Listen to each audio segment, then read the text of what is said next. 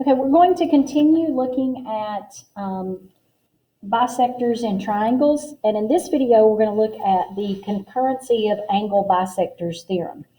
And what that theorem says is that the bisectors of the angles of a triangle are concurrent at a point that is equidistant from the sides of the triangle. Now, just like we did in the other theorem, I'm going to use this triangle to show you what that means, okay? So what this theorem is telling you, and I like it in symbols as well over here, the angle bisectors AP, so that's this one right here, AP, and this bisector here, BP, and this angle bisector CP. Okay, now the reason we know they're angle bisectors is because these two angles are marked as being congruent. These two angles are marked as being congruent. And these two angles are marked as being congruent. That means they're angle bisectors. So if we know we have angle bisectors and that they are concurrent at P, that means this right here, point P, that's their point of concurrency. Then what this theorem tells us is that PX, which is this side, is equal to PY, which is this side, is equal to PZ, which is this side. So what it's saying is that this side, and this side are all equal to each other, okay? That's what that means.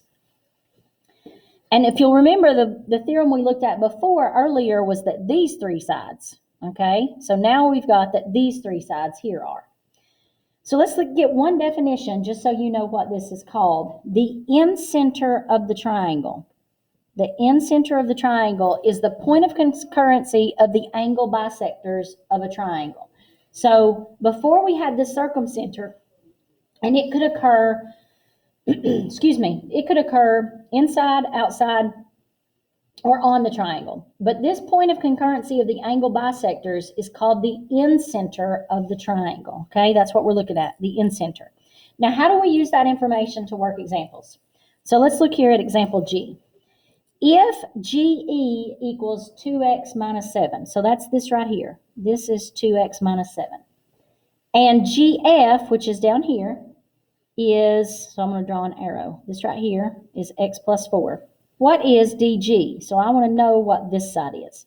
Now, since these two angles are marked as equal, these two angles are marked as equal, and these two angles are marked as equal, that means that I know that this is concurrent at this point, and that means that all three of these sides are equal to each other by this angle bisectors theorem up here. I can say that all three of these sides are equal.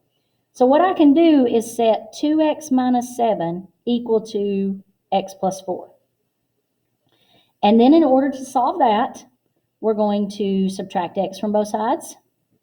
That gives us x minus 7 equals 4.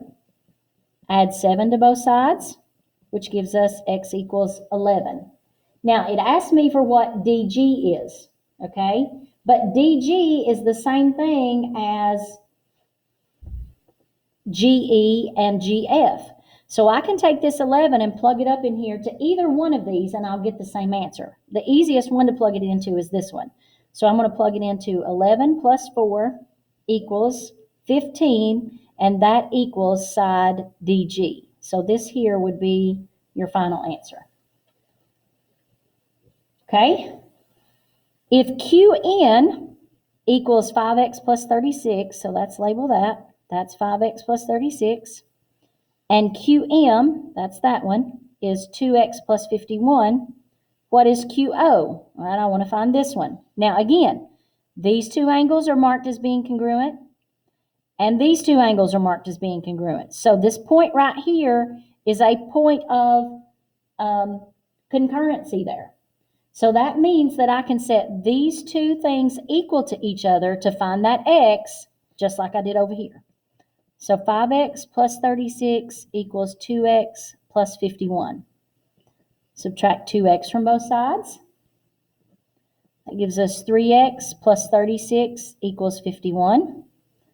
Subtract 36 from both sides, which gives us 3x equals 15. Divide by 3 on both sides, and that gives us x equals 5. Now that x equals is not your answer. It asks us what is QO. So QO is equal to both of these, and I know these. So just choose one of them to fill it into. It doesn't matter which one. I'm going to fill it into this one. 2 times 5 plus 51. Well, that's 10 plus 51, which is 61. So my answer for almost wrote the wrong thing, QO is 61. So that is the length of QO.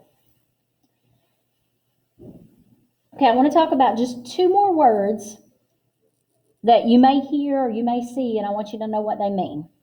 And those are the words circumscribed about versus inscribed in. Okay, if you are told that as a circle is circumscribed about a triangle, that means it's on the outside of the triangle. It makes a circle around that triangle. If you're told that you have a circle inscribed in a circle, that means the circle is going to be on the inside of the triangle. And I drew these to show you the difference in those. So this one here is circumscribed about. That's this one. It's outside of your triangle. But this one over here is inscribed in, and it is inside of your triangle. Okay?